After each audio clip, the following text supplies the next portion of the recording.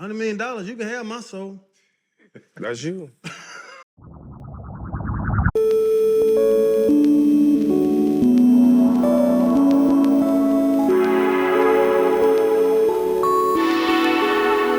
Brothers and sisters, we are back with another video. Yeah, you heard what you think you heard. Yeah, you heard it. I played a little snippet for you. That's exactly what you heard, because I heard the same thing, and we're going to talk about it today. But first off, I would like to give a shout out to Pivot, because they did an amazing interview with Terence Bud Crawford, and this interview gave a lot of insight inside and behind the scenes to the world of boxing, and things that we really don't think about as fans or people who follow sports. We don't think about the effects that it takes on one's body, especially in the sport of boxing. So this gave me a lot of insight. It was very heartfelt, and Bud gave a lot of input in terms of how he views things when it comes down to our community and the world itself. And there was something that I wanted to point out within this interview that we can't just skip over. We can't skip over that part. We have to talk about it. We have to dissect it. But this whole interview itself, there's a lot of different information that we can pull from for the advancement and the betterment of us as a people. That's my goal. So without further ado, let's go ahead and jump into the video. Now that you've retired, do you feel that you've left the boxing in a good space with the guys that are next to come after you? Yeah, for sure, most definitely. You know, you got a lot of young talent that's on the rise, that's talented as ever, you know, and with Turkey Al-Sheikh in the ring and, you know, Zuffa Boxing playing a big part in the sport right now, it ain't nothing but great things in the near future, I believe.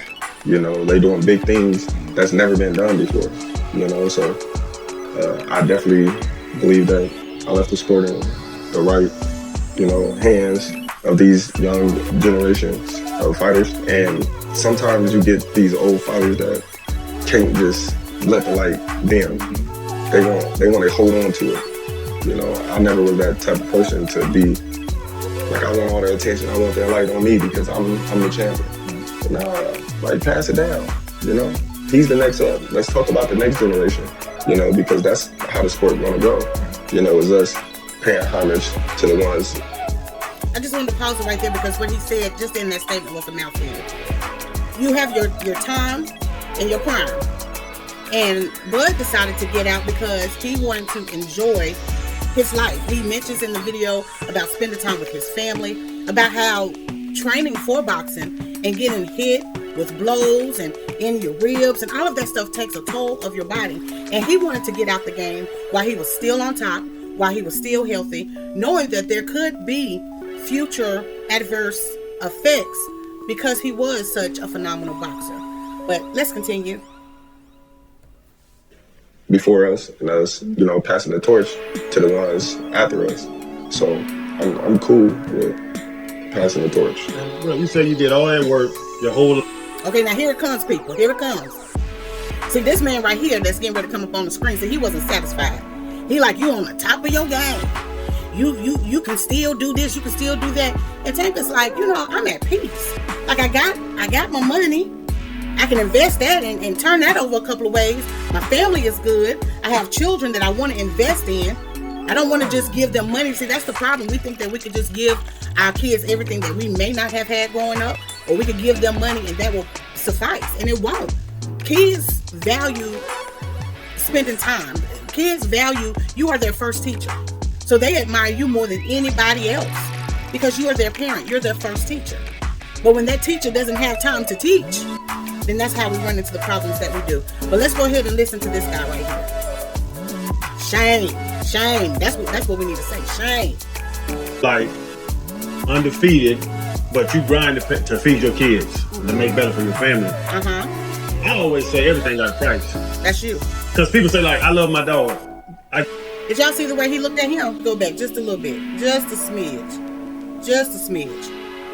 Look how he looked. He like, what you just say? Everything has a price. It was almost like, I see you, devil. I see you, devil. Let's continue. Let's continue. Your whole life, undefeated, but you grind to feed your kids. Right. To make better for your family. Uh-huh. I always say everything got a price. Mm-hmm. Because people say, like, I love my dog. I get $100. No. I get $1,000. No. I get $100,000. Hey, you can have it. Like, my thought is everything has a price. There is not a number that can get you back in that ring. 80 million, 100 million.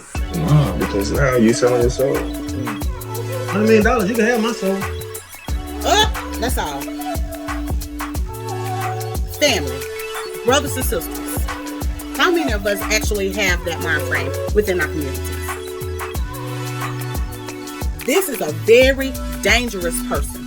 You cannot trust a person like that. And there are so many of them like that amongst us. For one thing, you can't call yourself being 100. You can't call yourself being real. Because you're willing to do anything and cut and step over anybody to get just a portion of fame and fortune. That's a dangerous person. A dangerous person. Let's just hear Crawford's response. That's you. Now we know your character. Right. Sometimes, you look at people and you be like, dang, man, you ain't got no dignity. You ain't got no morals. Like, come on, man. Like, what you gonna stand for if everything is about money? Like, I never was in a sport because of money. And that's all we need to hear. That's all we need to hear. For $100 million, he would sell his soul. But this is nothing new. All of the talent and the abilities that we have as a people, the only way that some of us gain success is if we turn our backs on our communities. Bud didn't illustrate that.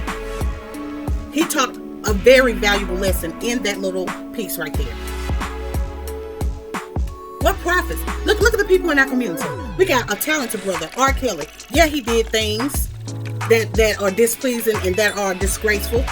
But look at his talent. Look how much they used his talents and abilities, made billions of dollars off of him, and now look where he's sitting. He made all of the money. He had all of the fortune. Look at Diddy. Where is he today? He had a whole dynasty. And do you see how fast it was taken away from him? When you get your money in crazy ways and you compromise your soul, you are a slave. You are chained. And you will do anything to serve your master, even betraying your own. Think about politics. Look at where we're standing now as a people. Do we have anybody that is in Congress or in the Senate or in the House? Do we have anybody who's actually advocating for us? If anything, some of our politicians said they weren't going to do anything for us.